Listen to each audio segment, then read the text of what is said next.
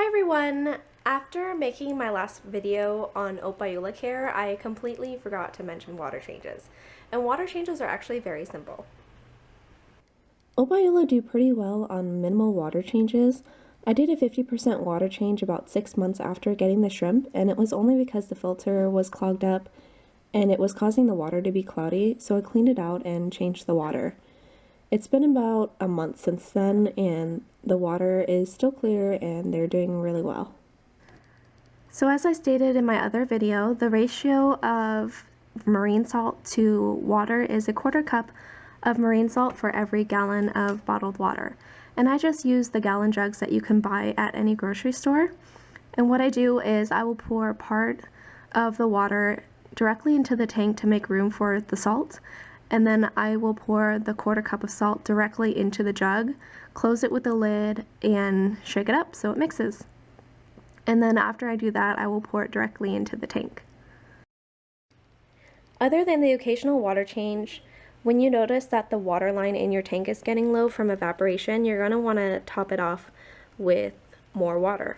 And the reason for this is that when water evaporates, it's just the water that evaporates, not the salt. So your salinity is going to go up as more water evaporates. To balance that out, you're going to want to top it off with just bottled water. And what I do is I keep a bottle of water right underneath my tank just in case, and I use whatever water I find that's cheapest at the grocery store. And all you do is just top it off, just fill it up until it gets to where you want it to be. And you really only have to do this every few days or every week.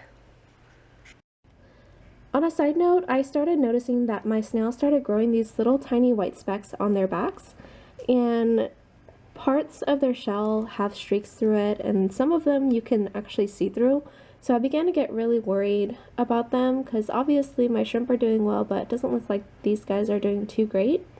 So I hit the forums, and it looks like I needed to provide a source of calcium for them to rebuild their shells, and I hadn't been. So what I did was I put this cuttle bone inside of the tank and wedged it underneath this decoration. You can find cuttle bone at the pet store in the bird section, and it's a great source of calcium for snails to rebuild their shells on.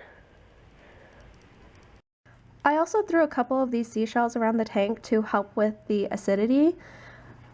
These seashells should bring the pH up so that the snail shells don't deteriorate as much. So with these changes, hopefully my snails will do better in the next couple of weeks, and I will keep you guys posted. As always, if you have a question, please comment below, and if you enjoyed my video, please like and subscribe. Thanks for watching.